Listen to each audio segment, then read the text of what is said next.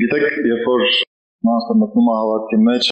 սկզբում կարող է այդքան սրտանց ուժեղ կպած չի լինում Աստծուն։ Տեսնում ես իր աղոթքը ինչ որտեղ ձանձրանում աղոթքի ժամանակ, անցնում է մի որոշ ժամանակ, տեսնում ես արդեն ոչ թե ձանձրանում է, այլ սկսում է փայլել աղոթքի ժամանակ։ Տեսը բացվում է, ուրախանում է, երջանիկ է զգում իրեն աղոթքի ժամանակ։ Փառք Հիսուսին, այս սա է պետք։ Աստծո ներկայությունից բացի ավելի թանկ ոչինչ չունենք։ Կարելի է ամեն ինչ կորցնել, բայց զգուշ եղեք Աստծո ներկայությունը չկորցնել։ Թող իր անունը փառավորվի։ Հալելույա։ Դուք երջանիկ եք զգում ձեզ իր ներկայության մեջ։ Հալելույա, փառք Հիսուսին։ Գիտեք, մտածում էի, հաճախ ինձ կողքից շատ են ասում, ու ես էլ ունեմ իսկապես այդ առաջնորդությունը Աստծուց, որ հաճախ ձեզ խոսեմ հավատքի մասին։ Հավատքը մեր կյանքում շատ գործ է կատարում։ Գործերից մեկը օրինակ հավատքով աղոթելն է։ Ու շատ կարևոր է դառնում մեր համար հավատքով աղոթելը։ Բայց երբ որ մտածում էի դրա մասին ու հավաքում էի նյութը, այնքան շատ էր, որ մտածում էի Տեր ասում էի, ես նրանցից ինչքան է խոսեմ այս մարդկանց։ Ես երևի անընդհատ ամիսներ պիտի խոսել, որ այս նյութը վերջանա։ Բայց ես որոշեցի, որ դրանցից ամենակարևորները, ինչը որ ամենաառաջնայինն է մարդու կյանքում, որովհետև կան առաջնային բաներ, կան երկրորդական բաներ, կան բաներ, որոնք անհրաժեշտ են հենց հիմա, կան բաներ, որ ուղղակի այդ անհրաժեշտները կատարեք ինքնըստինքյան են մնացածը տեղի կունենան ձեր կյանքում։ Դրա համար ամենակարևոր բաներն եմ ուզում ձեզ խոսել այսօր։ Գիտեք, որ հավատքը մարդու կյանքում պիտի գործի։ Եթե միտեղ հավատքը մի գործ չի կատարում, Հակոբոսը ասում է այդ հավատքը չկա, մեռած է այդ հավատքը։ Կարդացել եք այդպիսի խոսք։ Հակոբոս 2:26-ում գրված է, եթե հավատքը գործ չի ունենում, մեռած է ինքնըստինքյան այդ հավատքը։ Ես կարծում եմ, որ բոլորդ համաձայն եք սրա հետ։ Ոնց կլինի, որ մարդը ասի, ես հավատում եմ Աստծուն, ու այդ հավատքը ոչ մի բան չգործի իր կյանքում։ Մեկ-մեկ մարդկանց հարցում եմ, ասում եմ, լավ, որ դու հավատում ես Աստծուն, բայց այդ հավատքը քո մեջ ոչինչ չի անում, չի ասում պետք է այդ Աստծո հետ մի հատ խոսել։ Չի ասում պետք է այդ Աստծո հետ մի հատ կապ ունենալ, հասկանալ, թե այդ Աստված ինչ է ուզում քեզանից։ Հենց այնպես ուղղակի հավատում եմ Աստծուն, Աստված իր տեղը, ես իմ տեղը, իրականում չես հավատում Աստծուն այս դեպքում։ Օրինակ իմ համար իմ կյանքում էսպես եղավ, հենց այն պահին, որ հավատացի Աստված կա, առաջին հարցը, որ առաջացավ, սա էր, ինչ գործ ունի իմ հետ։ Ես միշտ հավատացյալ չեմ եղել, անհավատ եմ եղել։ Այդ անհավատ ժամանակ, հենց որ իմ մեջ ծագեց առաջին հավատքը, որ Աստված անձ է, ինքը կա։ Ես ամեն ինչի հավատացել եմ, էներգիաներ, ուժեր, աուրա, ամեն ինչի, բայց ոչ Աստված որպես անձ։ Բայց եթե անձ է, ինչ գործ ունի իմ հետ։ Առաջին հարցը սա էր։ Երբ որ կյանքում սկսում ես փնտրել այս հարցի պատասխանը, դու հասնում ես այնտեղ, որտեղ որ Աստվածը քեզ ուզում հասցնի։ Հալելույա։ Ուզում եմ մի համեմատություն էլ բերել։ Մարդիկ ասում են գիտենք, բայց բոլոր գիտեցածներին չի, որ իրենք հավատում են։ Հավատքը այն գիտեցածն է, որը գործ է կատարում մարդու կյանքում։ Այն բաները, որ դու գիտես, բայց քո կյանքում չի գործում, դու դրան չես հավատում։ Հավատքը կարծես մի քայլ ավելին լինի գիտեցածից։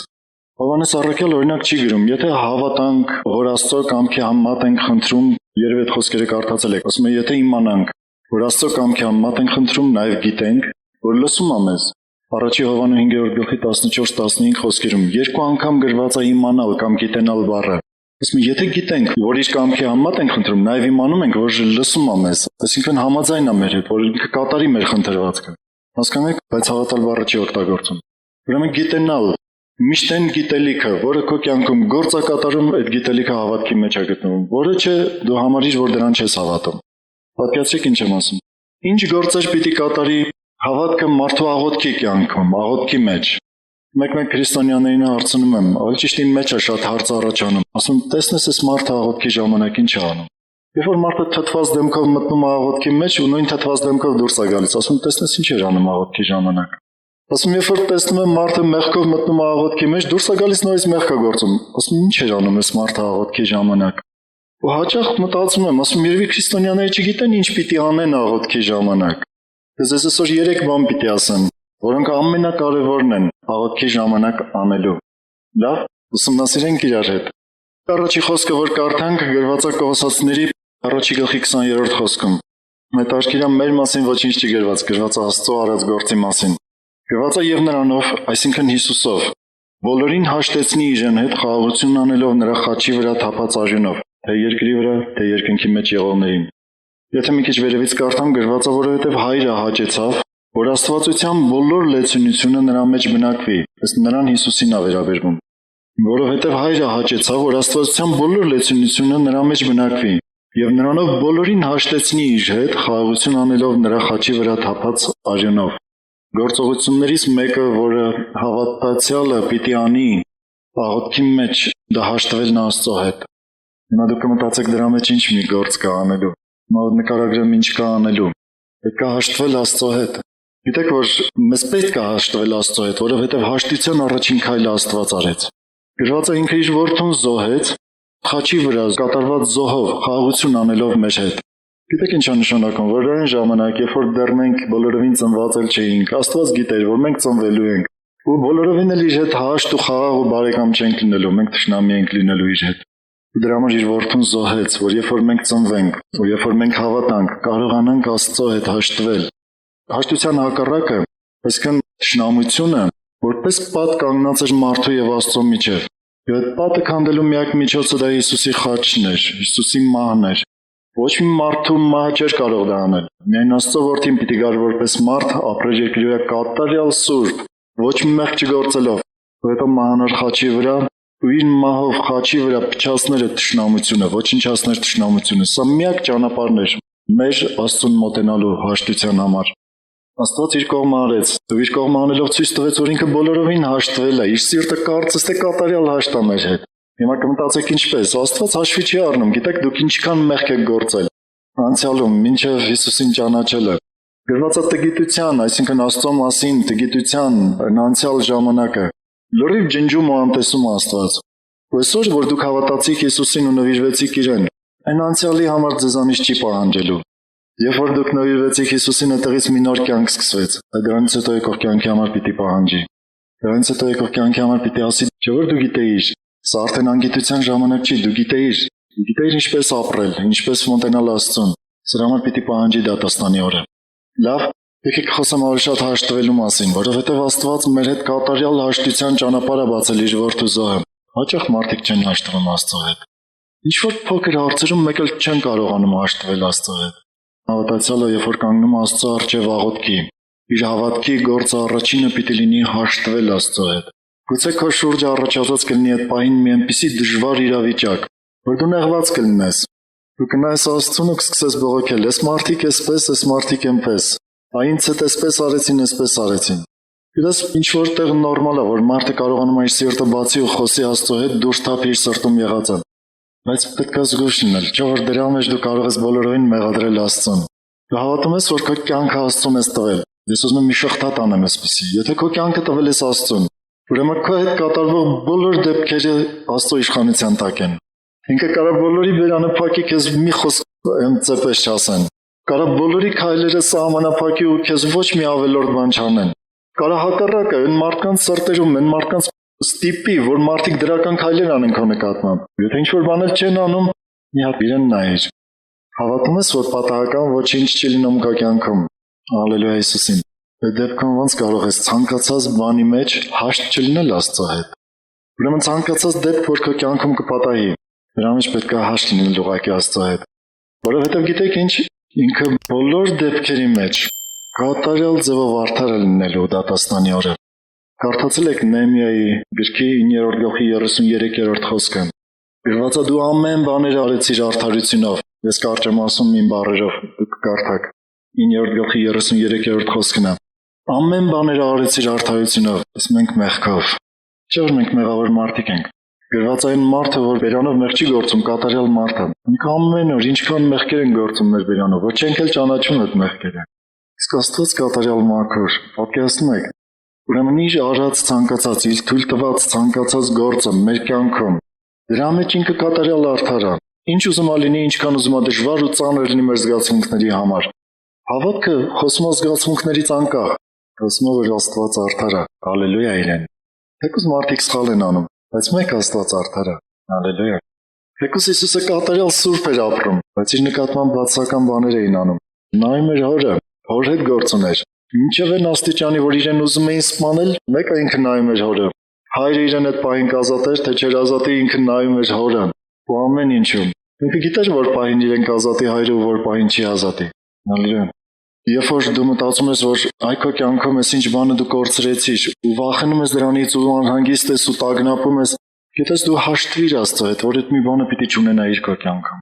Դու հաշտվի Աստծո հետ, որ եթե հանկարծ Աստված կուզենա, որ քո ապագայում ինչ որ մի բան դու չունենաս, Երբ որ կանգնում ես աղոթքի, բոլոր հարցերում պետք է հաշտ լինես Աստծո հետ։ Հավատքով նայիր նրա աչքերին, ու կատարյալ հաշտվիր։ Ես գիտեմ մարդիկ միշտ վախ են ունենում իրենց սրտերում, մանավանդ վախ կորուստի նկատմամբ, որ ինչ-որ մի բան կկորցնեն։ Կանգնիր Աստծո առաջ ու ասա, եթե դու ուզում ես, որ իմ կյանքում չլինի, բարքես քո կամքը լինի։ Հաշտվիր կատարյալ ձև։ Հաշտությունը քեզ կբերի թեթևություն, կբերի ազատություն, կբերի ուրախություն ու խաղաղություն։ Ներկայում ինչ դրություն որ կա, ապագայում ինչից որ վախենում ես, ամեն բանում հաշտվիր Աստծո հետ, որովհետև առաջին քայլը հաշտության ինքն է արել։ Ու դու ավելի մեծ զոհ չես կարող անել, քան որ ինքը արեց։ Ինքը տվեց իր որդուն։ Իր համար էս չէր, նայել իր որդու չարչարանքը դժոխքի մեջ, իր որդու չարչարանքը խաչի վրա։ Երբ որ իր ստեղծած մարդը չարչարում է իր որդուն, գիտեք դա ինչի նման է։ Փորձեք, երբ որ դուք փորձես կյանքում ինչ որ մեկին չներել, Պետք որ դու չես հաշտվում Աստծո հետ։ Գիտես ինչու։ Որովհետև Աստված այդ մարդուն մեղքը ներել է իր որդու արյունով։ Իսկ դու հանկարծ այդ մարդուն չներես։ Սա նշանակում է չհաշտվել Աստծո հետ։ Մի բան էլ ասեմ, գիտեք որ չհաշտվել Աստծո հետ դա նշանակում է Աստծուն չներել։ Երբեմն մտածել եք այսպես, որ եթե Աստված մի բան արել, թույլ տվել քո կյանքում, ու դու հանկարծ դրա դեմ բողոքում ես, դու Աստծուն չես ներում ուղղակի։ Ես պետք է կատարյալ հաշտ լինել Աստծո հետ։ Ես դրա միջոցը ասեմ, ինչպես անել, որ կյանքում կատարյալ հաշտ լինել Աստծո հետ ու երբեք չտրտնջալ ու չբողոքել։ Երբ որ կանգնում ես Աստծո առջև աղոթքի ժամանակ, հավատքով նայր Աստծուն, ասա դու արդար ես ամեն բաների մեջ, ու շնորհակալ եմ ամեն բաների համար, ինչ որ կատարում ես իմ շուրջը, իմ կյանքում։ Լույսը հաճախ շատ դժվար կլինի զգացմունքներիդ համար, հաճախ շատ ծանր կլինի, բայց սա ճիշտ է կլինի։ Ու այս ժամանակի ընթացքում, երբ որ դու մնաս այդ աղոթքի մեջ, ներսում կփոխվեն զգացմունքները, ներսում կգա խաղաղությունն ու ուրախությունը։ Կարևորը դու ճիշտ դիրք ունենաս Աստծո առջև։ Հալելույա Հիսուսին։ Ես գիտեմ, որ երբեք աղոթքից այս տեսակետից չեմ խոսել։ Դրա համար հատուկ խոսում եմ սրանք, որովհետև շատ կարևոր են քրիստոնյաների համար։ Հաճախ քրիստոնյաները շեղվում են, ընկնում են մեղքի, հենց աղոթքի մեջ տրտունջի, բողոքի ու հազար ու մի տեսակ սխալների մեջ։ Ու իրենք չեն հասկանում, որ իրենք շեղվել են ճանապարհից։ Երկրորդ, որ շատ կարևոր է մեր համար, որ աղոթքի ժամանակ ինչ պիտի անենք, դա բացվելն Աստծո առջև։ Դու կանգնում ես աղոթքի ու հավատքով սկսում ես բացվել Աստծո առջև։ Դա սա 2 րոպեանոց աղոթքի մեջ հնարավոր չի։ Քրիստոնյաներ կան, որ ասում են, «Օ, իմ ու Աստծո հարաբերությունը կատարյալ է»։ Ու շատ լավ է, ինչ ապտեղել որ։ Ես երբեք իմ ու Աստծո հարաբերությունը կատարյալ չեմ համարել։ Այսօր առավոտյան ես աղոթել եմ մի քանի ժամ, ու այդ ժամերի մեջ բացարձակ ապրել եմ Աստծո ներկայությունը ամբողջ ժամանակ։ Չի կտրվել ինձանից։ Բայց ես գիտեմ, որ դա կատարելություն չի, որ ես ամբողջովին չեմ ապրել դա, որ դեռ դրանից ավելին կա։ Ու ես դա համարեմ, որ կատարյալ է իմ ու Աստծո հարաբերությունը, ամենախղճուկ մարդը կլինեմ։ Եկեք կարդանք Սաղմոս 139-ն։ Գիտեք, այս Սաղմոսը Դավիթն է գրել։ Ինքը մեծ նեղություններով անցած մի մարդ էր։ Ամենակարևորը, որ ուզում եմ ասել, գրված է իր համար, որ ինքը Աստծո սրտի համեմատ մարդ էր։ Ուրեմն արժի Աստծո սրտի համեմատ մարդու հատկություններից վերցնել ու դնել մեր մեջ, որպեսզի մենք էլ դառնանք Աստծո սրտի համեմատ մարդ։ Տեսեք ինչ աղոթք է անում։ 139 Սաղմոսի 23-24 խոսքերը պիտի կարդամ։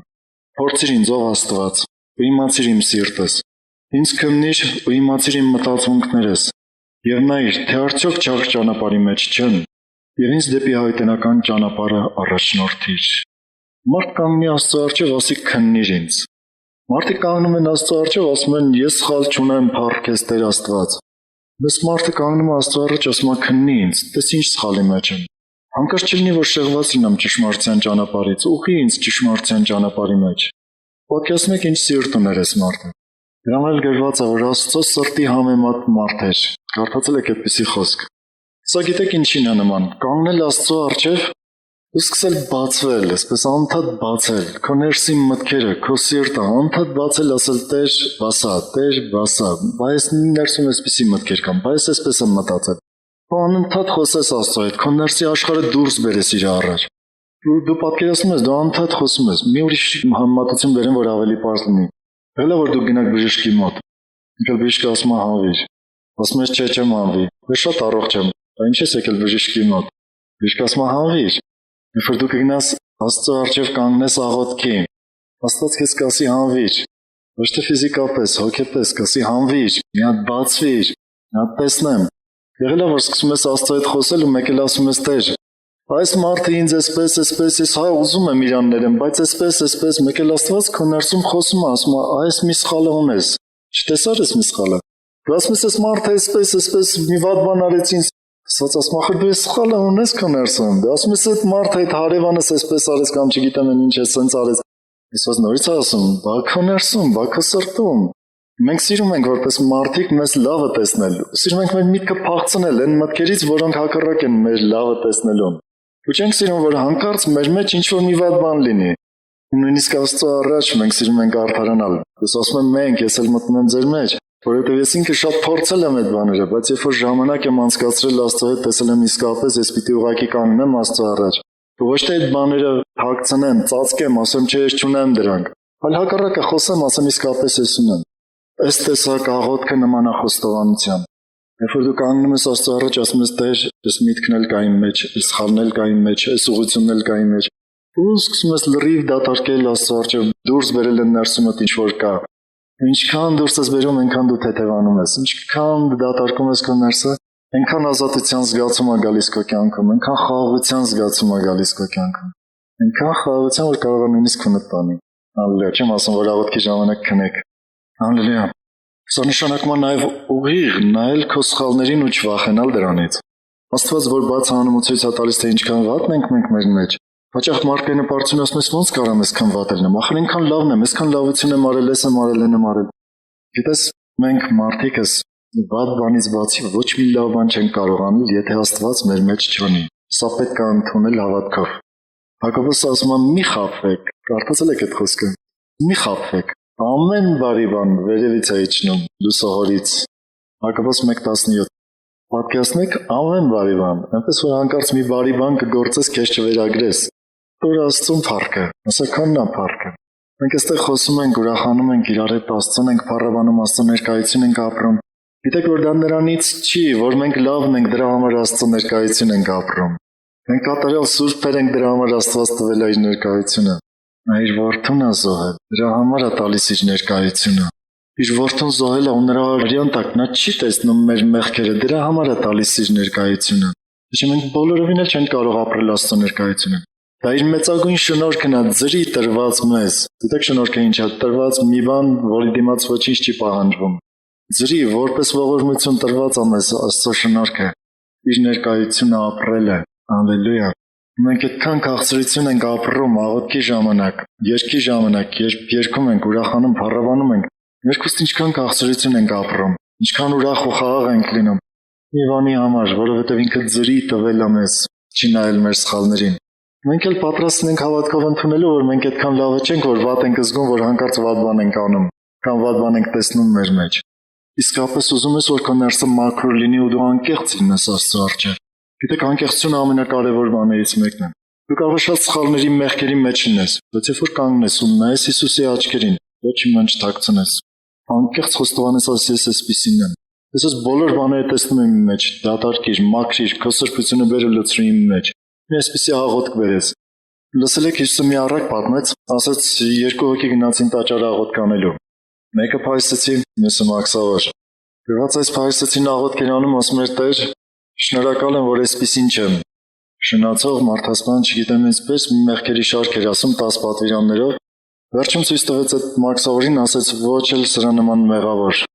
Գրված է իսկ այդ մաքսավորը ռիսկ չէր անում, աչքերը երկինք բարձրացներ, երևի Աստծո տան ամենահեռու անկյունում էր կանգնած։ Գործքը ծեծում էր, ասում էր մեղավորիս ողորմություն արա։ Հիսուս ասաց այդ մարդը ավելի արդարացած գնաց, քան թե փարիսեցին։ Չլինի որ աղոթքի ժամանակ նմանվես այդ փարիսեցուն, կանգնես, աղոթես, ասես փառք քեզ Տեր, որ էս մեղքերը չունեմ։ Փառք քեզ Տեր, որ այսպես այսքան մարդկանց նման մեղավոր չեմ։ Ուրիշները ինչեր են անում, չգիտեմ, մարդիկ են սպանում, ինչեր են անում, բայց ես այդպեսին չեմ։ Ու ոչ էլ այս իմ քրոջ, այս իմ եղբոր նման, որ այսպեսի մեղք կա գործում։ Կանգնում ես ու պարզ աղոթք ես անում, ասում ես Տեր, քննիր իմ սիրտը, բաց արա, ցույց տուր։ Ամենամեծ մոլորությունն է տեսնել սեփական սիրտը կատարյալ մաքուր։ Ես հիշում եմ մի անգամ մի վկայություն եղավ այդպեսի, դա շատ շուտ էր իմ հավատքի ամենասկզբի տարիներին։ Երբ որ այսպեսի մի քարոզ եղավ, որ մարդու սիրտը շատ չար, շատ խաբեբայ է ու ամեն տեսակ մեղքով լցված է մարդու սիրտը։ Ամենավատ բաները ինչ ուզում եք մարդու մեջ կա, ցանկացած մարդու մեջ։ Մեկը մյուսից լավն են ընդհանրում նրանով, որ ոմանց մոտ որոշ մեղքեր են դրսևորվել, Նույնիսկ մոտ մի ուրիշ մեղք են դրսևորվել։ Այս բոլորը հավասար մեղավոր են։ Երբ որ այս տեսակ խոսք էր լինում, մեկը վկայեց, ասաց, երբ որ այդպիսի խոսք էի լսում, անդադ մտածում էի, լավ էլի, ախր ես քան մեղքեր չեմ գործել։ Ոնց կլինի էլի, որ անդադ ասում են, թե մարդու սիրտը այդքան վատն է։ Ասում եկել Աստված մի տեսիլք ցույց տվեց։ Այս մտեսիլքի մեջ տեսա մի հատ սիրտ, որը պատռվեց, բացվեց, մեջը լցված էր լիքը սև կետերով։ Ինձ ցույց տվեց, ասաց նայի, սրանք էս բոլորը, որ քո սրտում կան, այդ բոլոր մեղքերն են ինչ որ խոսվում է։ Ուղղակի քոմը դրանք ծիլ չեն տվել, չեն աճել ու չեն դրսևորվել։ Ընդհանրապես սա է, բայց դրանք բոլորը պոտենցիալ կան մարդու մեջ։ Մի անգամ մեկը ասեց, բա դու մարդ սպանել ես, ասի այնքան ֆիզիկապես չեմ սպանել, բայց այդտեղ ինչքան մարդ եմ սպանել։ Ինչքան մարդիկ եմ ջնջել իմ կյանքից այստեղ սրտում։ Սա է սպանությունը։ Բացվել, իսկապես դու ուզում ես որ քո ներսը բուժվի Աստծո առջև։ Աստված այն կատարյալ բժիշկն է, որ ուզում է քո սիրտը բուժել։ Ուղղակի կանգնիր ու սկսիր բացվել Աստծո առջև։ Չվախենաս բացվելուց։ Մի մտածիր, թե վատ բաներ կտեսնես, ավելի լավ տեսնես։ Այս կողմից շատ եմ սիրում մի վկայություն։ Մեկը պատմում էր, ասում է, որ իր աշխատանքի տեղում անհավատ մարդիկ ոնց են աշխատում, մանավանդ ղեկավարները։ Ասում է գնացի տեսա մեկը աշխատանքի տեղում քնած է։ Ինքը նոր ապաշխարած քրիստոնյա էր։ Ասում է կողքից ոտեցի շատ կոպիտ, ասացի ելը վեր կաց գործ արա։ Ասում է վեր կացավ ու ես էլ գնացի իմ տեղը, ասում եմ եկել գնում եմ ու ճանապարհին այնքան վատ եմ զգում, որ այդպեսի կոպիտ ձևով է վարվեցի այդ մարդու հետ։ Ասում եմ բայց այնքան ուրախացա, ասացի առաջ ես նույն բանը անում էի ու վատ չէի զգում։ Իսկ հիմա ես անում եմ ու վատ եմ զգում, նշանակում է իմ մեջ փոփոխություն է տեղի ունեցել։ Որ դու կտեսնես քո վատ կողմերը ու դրանք խոստովանվես Աստծուն, դրանից միայն ուրախացիր, որովհետև դու դրանցից ազատվում ես։ Իսկ երբ որ կծածկես, այդ ժամանակ վատը զգա։ Երբ որ կփորձես միտքդ փախցնել քո վատ բաներից, երբ որ քո մեծ ցանկություններից, այդ ժամանակ վատը զգա։ Ուրեմն առաջինը դա Աստծո հետ հաշտվելն էր, ամեն պայմանների մեջ։ Երկրորդը Աստծո առջև բացվելն էր հավատքով։ Երբ որ դու կանգնես աղոթքի մեջ ու կբացվես Աստծո առջև։ Երրորդը Աստծո կամքին հանձնվելը։ Կարդանք Հռոմեացիների 12:2-ը շատ նշանավոր խոսք է։ Խոսքեր կան քրիստոնյաների կյանքում, որ երևի արժի որ բոլորը անգիր իմանան այդպիսի խոսքերը։ Գրված է մի կերպարանվեք այս աշխարհի կերպարանքով, ապա ձեր մտքին նորոգությունով նորոգվեք, որպեսզի քննեք, թե ինչ է Աստծո կամքը, որ բարի, հաճելի ու կատարյալ է։ Ամբողջ խոսքը չեմ խոսել, միայն վերջի հատվածը։ Աստծո կամքը, որ բարի, հաճելի ու կատարյալ է։ Դուք հեչ զգացել եք, որ Աստծո կամքը ձեր համար հաճելի է։ Գիտեք, Աստծո կամքը մեր համար բարի, կարելի է ընդունել հավատքով։ Աստծո կամքը մեր համար կատարյալ, սա էլ կարելի է ընդունել հավատքով։ Բայց Աստծո կամքը հաճելի, այսա պիտի ապրել երևի։ Հալելույա Հիսուսին։ Գիտեք, որ Աստծո կամքը ձեր համար բարի, հաճելի ու կատարյալ է։ Մեր համար, բոլորիս համար, ամեն մեկիս համար։ Եթե Աստված ուզեցել է, որ մի բան լինի մեր կյանքում, ուրեմն դա ամենակատարյալը, ամենահաճելին, ամենաբարին է իմ համար։ Եթե Աստված չի ուզեցել, որ մի բան լինի մեր կյանքում, դա ամենակատարյալը, ամենահաճելին, ամենաամենան է մեր կյանքում։ Սա պետք է ուղղակի հավատալ։ Սա նման է մի ուրիշ տեսակ աղոթքի։ Մենք հավատում ենք, որ Աստծո կամքը մեր համար այդ 3 բաներն են։ Դրա համար էլ հանձնվում ենք Աստծո կամքին։ Սա նման է նրան, որ մենք կանգնում ենք Աստծո առջև, թե խոստովանվում ենք, թե բացում ենք ինչ-որ, ասում ենք թող քո կամքը լինի մեր կյանքում։ Թող քո կամքը լինի մեր կյանքում, իմ կյանքում։ Կոնկրետ կանգնում ես մենակ, աղոթում ես Աստծո առջև, ասում ես թող քո կամքը լինի իմ կյանքում։ Մի հատ մտածիր սրա վրա։ Որովհետև երբ որ դու ասում ես թող քո կամքը լինի իմ կյանքում, այնտեղ սրտիդ խորքում Աստված խոսում է։ Ասում է, եթե ես մի բանը վերցնեմ քո կյանքից, մեկ էլ նայում ես ներսում այդ փոթորիկը առաջանում, չես ուզում այդ մտքի վրա կանգնես, նորից շարունակում ես Տեր, թող քո կամքը լինի իմ կյանքում։ Տավություն է, գիտես ծածկում ես մի բան, ասում ես Տեր, թող քո կամքը լինի իմ կյանքում։ Ծանոթ բան եմ ասում, նրանք ովքեր աղոթքի մեջ լինում են կհասկանան ինչ եմ ասում։ Ովքեր հարատևում են աղոթքի մեջ, լավ գիտեն սա ինչ է նշանակում։ Եթե դու քեզ բռնացրել ես այդպիսի աղոթքների մեջ, սա մի աղոթք է, որի ժամանակ կարծես դու որոշ բաներից ձեռ ես քաշում, որոշ բաներից հրաժարվում ես քո կյանքում։ Օրինակ Հիսուսը ասաց, եթե մեկը ուզում է գալ իմ ետևից, թող իր անձը ուրանա, խաչը վերցնի ու գա։ Սա առաջին քայլն էր։ Իսկ ուզում ես գալ իմ ետևից, անձը տուրացի, խաչը վերցրու։ Քո մահը վերցրու, այսինքն քո ամբողջ ճանապարհին, որ դու կքայլես Հիսուսի ետևից, քո ուսին պիտի լինի խաչ, որի վրա միտեղ ցանկացած պահի քեզ կարող են խաչել։ Հռոմեացիներն ժամանակ, երբ որ մեկին խաչել էին ուզում, խաչը դնում էին նրա ուսին, ասում էին տար։ Որ իրենք չէին տանելու խաչը։ Այնա մահվան դատապարտված մարդը թող ինքը իր խաչը տեղափոխի։ Այդպիսին էր այն ժամանակ հոգեբանությունը հռոմեացիների։ Երբ որ տանում հասնում էին ինչ-որ միտեղ, ասում էին լավ, հասել ենք տեղ, խաչը դնում էին, այս մարդում գանում էին խաչի վրա ու վերադառնում էին իրենց քաղաքը։ Հիսուսը որ ասում էր խաչը վերցրու, այն ժամանակ լսողները լավ հասկանում էին սա ինչ է նշանակում։ Ցանկացած պահի քո կյանքի թելը կարող կտրվի։ Ցանկացած պահի Աստված կարող ասի այստեղ քո խաչվելու պահն է։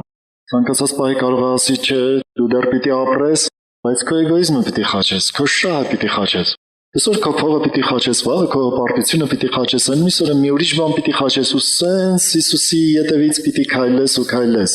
Դու հավատում ես, որ ինչ որ Աստված կուզի, որ քեզանից պոկի, պետք կլինի քո շահը, կլինի քո պարտությունը, քո հաճույքները, այս բոլորը քեզ համար վնասակար բաներ են։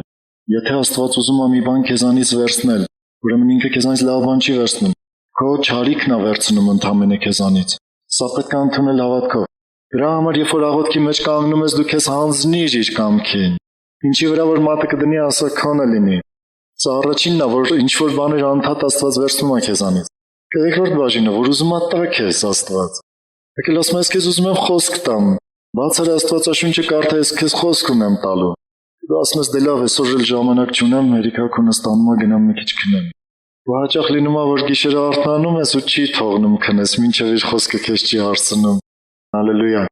Պատկերացնում ես, Աստված քեզ ուզում է խոսք տա, Աստված քեզ ուզում է օրհնություն տա, Սուրբ Հոգու մի բաժին ավելացնի այդ օրը քո կյանքում։ Ասում մի քիչ ավել մնա աղոթքի մեջ։ Ուզում է, որ երկնքում քո վարձքը շատացնի, ասում է վեր կաց, գնա, քո ես ինչ քրոջ մոտ ինքը վատ վիճակի մեջ է, մի բան կօգնես իրեն։ Մի հատ աման կլվաս, չգիտեմ, կամ էլի ինչ որ մի գործ կանես, մի հատ վառարան կվառես իր համար, կամ էլի ինչ որ մի բան։ Բայց ասում ես, քեզ երկնքում վարձք եմ ուզում տամ, վեր կաց, գնա արա այս գործը։ Դու ասում ես, դե լավ, թող մի ուրիշը գնա, վարձքը թող մի ուրիշը առնի։ Քեզ հանձնիր Աստծո կամքին, ինչ որ ուզում է, որ քո կյանքում կատարվի, որ դու անես, որ քեզ տա, դու քեզ պիտի հանձնես իր կամքին, որ տա։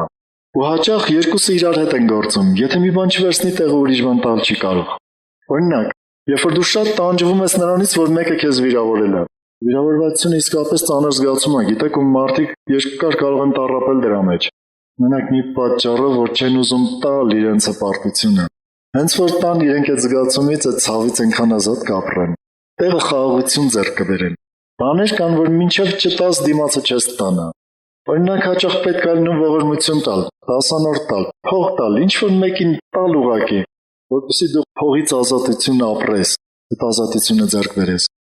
Հաճախ պետք է լինում տալ ինչ որ մի բան դիմացը ձեռք բերելու համար, սա հիշեք։ Հալելույա Հիսուսին։ Հաճախ այս տեսակ աղոթքը, երբ որ դու մտնում ես աղոթքի մեջ, հավատքով քեզ հանձնիր Սուրբ Հոգու գետին։ Սա նման է գետի հոսելուն։ Մենք հաճախ մտնում ենք գետի մեջ լողանալու ու սկսում ենք թիավարել, ձեռքերով արագ լող տալ գետի հոսանքին հակառակ։ Տանջվում ենք, հոգնում ենք, ասում ենք՝ միթե հավատքի կյանքը այսպիսի տանջանք է։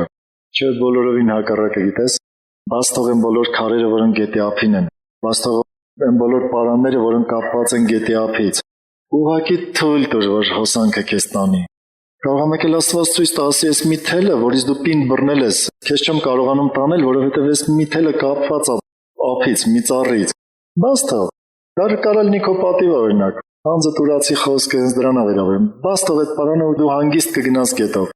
Եթե քեզ կտանի, ուր ինքն է տանում, բարիա, հաճելի ու կատարյալ։ Հիշում ես, հավատում ես, հալելույա Հիսուսին։ Ուզում ես քեզ տալ Աստծո գետին, որ տանի ուղակի քեզ։ Գիտեք, սա այնպես միանգամից չի ստացվում։ Կարիք է լինում մտնել աղոթքի մեջ, մնալ աղոթքի մեջ, սովորել այս բաները անել։ Այս երեք բաները ինչ որ ասում եմ, սրանք սովորելու կարիք ունեն։ Հաճախ այս Աստծո կամքին հանձնվելու մեջ կարիք է լինում կիրառել առաջին երկուսը։ Երբ որ դու սկսում ես Աստծո կամքին հանձնվել, կարող է կարիք ունենաս Աստծո հետ հաշտվելու այդ ժամանակ։ Կարող է կարիք ունենաս բացվելու, ինչ որ բաներ խոստովանվելու, որ կարողանաս լիարժեք հանձնվես Աստծո կամքին։ Չգիտեմ, ինձ թվում է մեկ-մեկ, որ ես բարդ եմ խոսում, աշխատեք հասկանալ, եթե չեք էլ հասկանա, արեք հավատքով, հետո կտեսնեք հետևանքները։ Միշտ հավատքի կյանքը այդպեսին է, գիտեք, երբեք ոչ մի մարդ պիտի կուրորեն չհավատա։ Ես միշտ դրա կողմնակիցն եմ։ Մեկ-մեկ ասում են ֆանատիզմը հավատքի կյանքը, ասում են կույր հավատքա, չգիտեմ, հազար մի բան ասում են։ Ես ձեզ ասում եմ փորձեք, համոզվեք, կարդացեք Աստվածաշունչը, գրվածը կատարեք, տեսեք հետևանքը ու դուք ինքնայդ որոշեք ինչքանով է ճիշտ է հավատքը։ Վստահության համար ես այսպես ասեմ, ես ինքս հավատքի եկել եմ արևելյան կրոններից, Ու ոչ մի կրոնի մեջ, ոչ Կրիշնայի, ոչ բուդդիզմի մեջ ես չեմ սիրել լինել ուղղակի գաղափար հավաքող։ Ես ինչ որ կարդացել եմ, ինչ որ ծանոթացել եմ, կիրառել եմ իմ կյանքում։ Ու տեսել եմ մինչև սատանայի զորությունը իմ կյանքում, այդ կրոնների միջոցով։ Երբ որ եկա քրիստոնեության, ես չէի ուզում ուղղակի քրիստոնեական գաղափար ունենալ, ես կարդում էի, անում էի։ Դրա համար հիմա ձեզ էլ խորհուրդ եմ տալիս։ Ուզում եք Աստվածաշունչի մեջ, Աստծո խոսքի մեջ, Աստծո հետ ճիշտ ապրել։ Ինչ որ կճանաչեք Աստծուց, կիմանաք, կատարեք, կտեսնեք հետևանքը։ Հետևանքը տեսնելուց հետո նոր ձեր հավատքը կամրապնդվի։ Նոր կիմանաք ինչ ճանապարհ եք քայլում ու ինչպես։ Հալելույա։ Ես մի չորրորդ բան էլ պիտի ասեմ, որը աղոթքի մեջ անելուն չի վերաբերվում, բայց աղոթքին է վերաբերվում։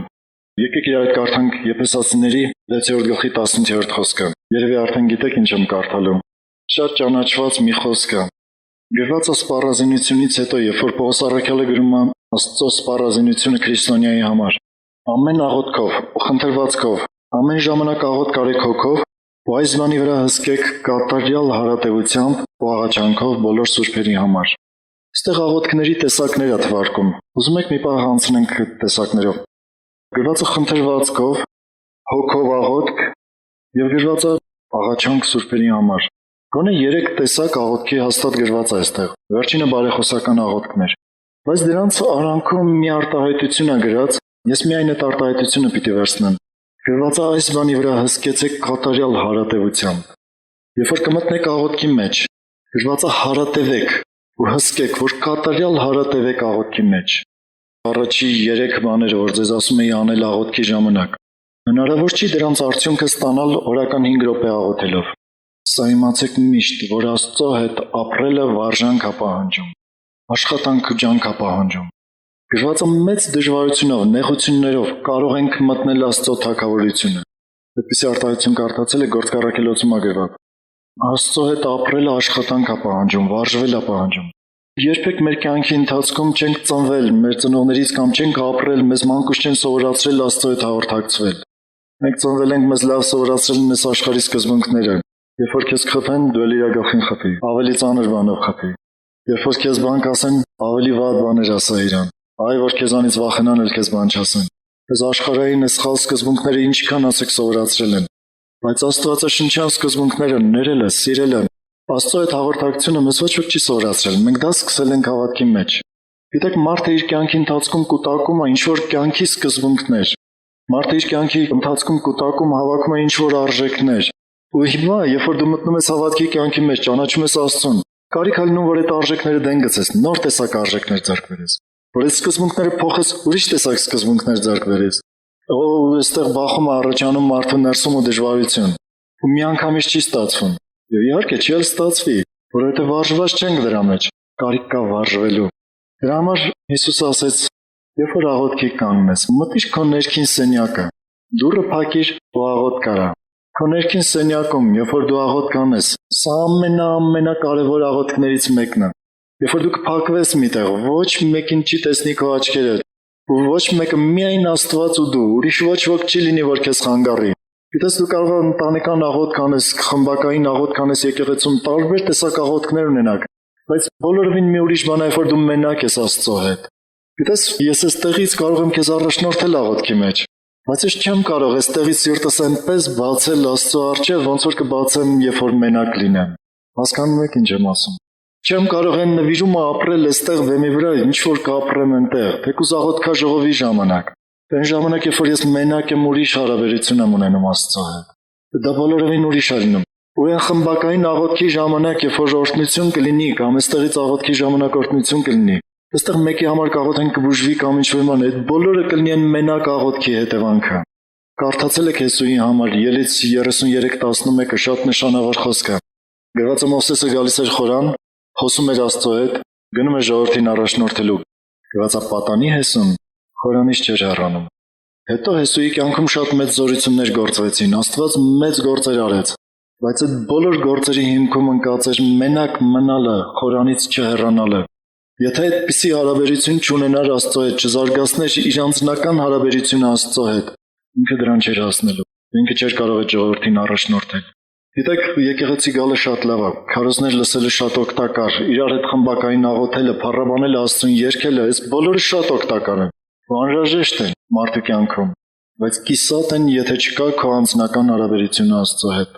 Միշտ ներքուստ ինչ-որ դատարկություն կունենաս։ Կգաս եկեղեցի, կլծվես, կաղոթես, կուրախանաս, ուրախացած դուրս կգաս, կասես մեկ էլ երբ եմ գալու։ Ինչու մեկ էլ երբ եմ գալու, դու անձնական ունեցիր քո հաղորդակցությունը։ Երբ որ գաս այստեղ, արդեն բուռն կլինի, ուժեղ կլինի, երբ որ դու քո անձնականը ունենաս։ Գիտեք նա ինչին է նման։ Տեսել եք ծխացող փայտիկներ, ածուխներ։ Այդ ածուխը ուզում ես վառես, վերցնում ես ձեռքդ, փչում ես այդ ածուխի վրա, ուզում ես վառել, մի քիչ ուժեղանում է այդ լույսը, թուլանում է, բայց ոց չի դառնում։ Այ փորձիր այդպիսի շատ ածուխներ հավաքել միտեղ ու մի հատ փչել դրանց վրա, տես ինչ ոց է դառնում։ Եկեղեցին այդպիսին պիտի լինի։ Դու քո տանը պիտի վառվես կրակով, հետո հավաքվելուց հետո պիտի ոց բարձրանա երկենք։ Հալելույա։ Մի ուրիշ տեսակետից ասեմ։ Այն երեք բաները, որ ասացի աղոթքի մեջ անել, միանգամից երբեք չի ստացվելու ոչ մեկիդ կյանքում։ Ու չհուսահատվեք, ուղղակի ժամանակ դրեք, ու սկսեք ժամանակ տալ դրան։ Ուղղակի ժամանակ անցկացնել Աստծո ներկայության մեջ։ Մենակ մնա նրա հետ, խոսա նրա հետ, դու նրան չես տեսնի, չես շուշափի քո ձեռքերով։ Հավատքով պիտի խոսես։ Հավատքդ քեզ պիտի տանի այդ աղոթքի մեջ։ Հավատքով կխոսես, պարզ խոսիր։ Ես մեկ-մեկ աղոթքներ եմ լսել, որ սկսում են ծննդոց առաջի գլխից վերջացնում են հայտնություն 22-րդ գլխից։ Մեկ էլ լսում եմ աղոթքը ու զարմանում եմ, ասում եմ ինչի է, Աստծուն պատմում, թե Աբրահամը ոնց տարավ իր որդուն զոհեց, ինչ արեց։ Աստված մեզանից շատ լավ գիտի, իր աչքի առաջ էր Աբրահամի զոհաբերությունը։ Ուրիշ բան որ աղոթես, ասես Տեր, ուզում եմ Աբրահամի նման զոհաբերող լինեմ, ոնց իր որդուն տարավ զոհաբերելու, այ ես էլ ամեն ինչ կարողանամ այդպես զոհաբերել։ Կամ մեկ էլ պատմում են, այ Մովսեսը իր ձեռքը մեկնեց ծովի վրա ու ծովը ճեղքեց գավազանով։ Ու սենց երկար Աստծուն պատմում եմ, ասում եմ, ախր Աստված գիտի այդ բոլորը, ինչ ես պատմում Աստծուն։ Խոսա քո հարաբերության մասին։ Ասա ուզում եմ Մովսեսի նման զորություն ունեցող լինել։ Սա ուրիշ տեսակ աղոթք կլինի, ոչ թե Աստծուն պատմել հենց Աստծո արած գործերը։ Հալելույա Հիսուսին։ Այսը շատ կարևոր, որ դու կարողանաս քո անձնական հարաբերությունը զարգացնել Աստծո հետ։ Դրա համար կարիք է լինում հաճախ ժամանակ տրամադրելու։ Ոչ թե հաճախ այլ միշտ սրան կարիք կա ժամանակ տրամադրել։ Գրված է հարատևությամբ, կատարյալ հարատևությամբ հսկեք սրա վրա։ Լավագույն մեթոդներից մեկը դա կարգապահություն առաջացնելն է մարդու կյանքում։ Դու ինքդ քո կյանքում պիտի որոշակի կարգապահություն ունենաս Աստծո հետ հարաբերության համար։ Ընտրի օրվա մեջ այնպեսի մի ժամ, ես որ ասում եմ մի ժամ չի նշանակում հենց մի ժամ։ Մեկի մոտ կլինի կես ժամ, մեկի մոտ կլինի 2 ժամ, ուզում եմ ասեմ ժամանակ։ Օրվա մեջ այնպեսի մի ժամանակ ընտրիր, որտեղ ոչ մեկը քեզ չի խանգարի այդ ժամանակ։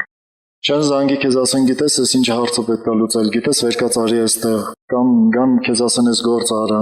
Այդ ժամանակի մեջ առանձնացիր, փակվիր, խոսա Հիսուսի հետ։ Ասա ուզում եմ քո հետ հաղորդակցություն ունենալ։ Զարգացնեմ հաղորդակցությունը քո հետ։ Քո հետ ունեցիր Աստվածաշունչ, որովհետև մեկ էլ կտեսնես խոսալու ժամանակ, երբ որ դու իր հետ խոսում ես, մեկ էլ Աստվածաշնչյան մի խոսք եկավ միտդ։ Մի հատ բացառակարդ է այդ խոսքը։ Լույսը կարդալու ժամանակ մի նոր բան կստանաս այդ խոսքից։ Լույսը այդ խոսքի համար պետք է լինի մեր շնորհակալություն ասել, կամ այդ խոսքը կլինի քո հոգսերից ինչ որ մեկի պատասխանը,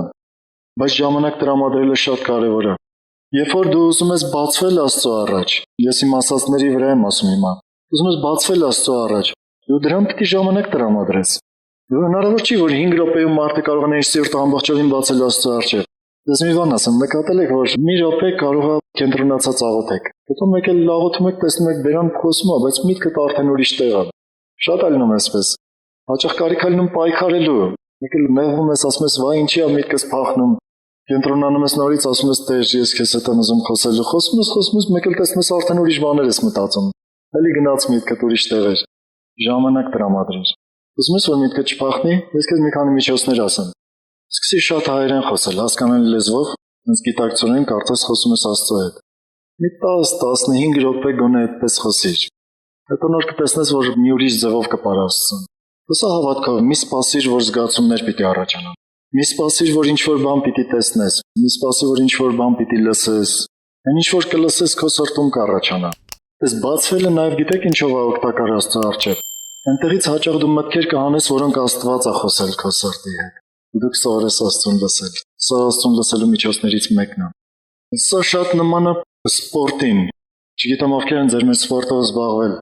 բայց եթե դուք սպորտով զբաղվել եք, իմանաք, թե սպորտսմենի համար ինչքան կարևոր է վարժվածությունը։ Ինչքան կարևոր է վարժվածությունը։ Կարգապահորեն վարժվելը։ Գիտեք ինչքան կարևոր է։ Երբ որ դուք ինչ-որ մի ժամանակ սիստեմատիկ կզբաղվեք ինչ-որ սպորտով, Հետո կթողնեք։ Հետո կգնաք նորից կուզենաք նույն սպորտով զբաղվել, կտեսնեք թե ինչքան ետ եք ընկել։ Հաճախ կարիք է լինում շատ մանրամասն, շատ հետևողական զբաղվել, թեկուզ մի վարժությունը, որպեսզի այդ մի վարժությունը դառնա քո սեփականությունը։ Չգիտեմ ինչ տեսակ սպորտաձևերով եք զբաղվել։ Ամեն ինչ ընդհանրապես սպորտում կապված է մարդու մտքի հետ։ Նախ միտքն է անցալում, թե ինչ պիտի տեղի ունենա, ինչ շարժում պիտի անի մարդը սպորտում։ Հետո երբ որ միտքը արդեն հստակ անցալել ու պատկերացնում է թե այդ շարժումը ինչպիսին պիտի լինի, ինքը սկսում է շարժումը կիրառել։ Մեկ էլ տեսնում է որ իր կատարած շարժումը չի համապատասխանում իր պատկերացրածին։ Ու ինքը անում է այնքան ժամանակ, մինչև իր կատարած շարժումը համապատասխանում է իր մտքի եղածին, որովհետև ինքը մտքով արդեն անցալել է դա։ Ու բացի դա, որ շարժումը համապատասխանում է, ինքը շարունակում է այդ շարժումը կատարել երկար, որ դառնա իր սեփականությունը, որ գա մի պահ, որ դեռ չմտածված ինքը արագ կատարի այդ շարժումը։ Սպորտում այդպես է թե չէ։ Ովքեր զբաղվել են ինձ կհասկանան։ Ես խոսել եմ շատ բազմազան, շատ տարբեր սպորտսմենների հետ։ Կարող եք դուք էլ հարցնել շատերից։ Խոսել եմ մինչև գիտեք մնջախաղի վարպետի հետ, ու գիտեմ դրանց մանրամասները, բոլորը այդ կառուցվածքը ունեն։ Հենց սխեման ինչ որ ձեզ ասեցի։ Հիշում եմ մեկի հետ խոսում եմ, ինքը մնջախաղի մի վարպետ էր, հարցնում է իրեն, ասում է ո՞նց ես վարժեցնում քո մարմինը։ Այդքան ճկունության, շարժումների հետ, ներդաշնակությանը, չգիտեմ ինչ բառեր օգտագործեմ, այդ սահունությանը շարժումների, տեսել եք ինչպիսին են։ Ինքը նկարագրում էր նախ միտքը, հետո այդ մտքին համապատասխան շատ աշխատանք առանց աշխատանքի հնարավոր չի։ Ուզում ես ինչ-որ մեկին ներել սովորել, այս աշխատանք է պետք Աստծո ներկայության մեջ։ Քեզ պետք է որ դու քեզ հանձնես Աստծուն, պահես այդ ներման դիրքը, մինչև Աստված ինքը քո մեջ ուժեղացնի այդ դիրքը, արմատացնի այդ դիրքը։ Օրինակ մնջախաղի վարպետը երբ որ մի ձեռքի վրա պիտի կանգնի գետնին։ Դու գիտեք այդպիսի վարժություն կա, կողքի վրա հորիզոնական դիրքում ինքը մի ձեռքով կանգնում է գետնին։ Այդ վարժությունը անելու համար այնքան է տանջվում, մինչև կարողանում է մի ձեռքի վրա կանգնել։ Հետո այնքան է տանջվում, մինչև այդ դիրքը կարողանում է ժամանակի մեջ երկար պահել այդ դիրքը։ Սկզբում ուրախանում է նրա վրա, որ կարողացավ մի ակնթարթ, մի վայրկյան գոնե մնալ։ Հետո աշխատում է այնքան, մինչև տեսնում է, որ մի 5 րոպե կարողանում է այդ դիրքում ինքը մնալ։ Այսօր արդեն դժվար բան է։ Դες ներումն եմ բերում մեծ մասամբ։ Օրինակ ներման մեջ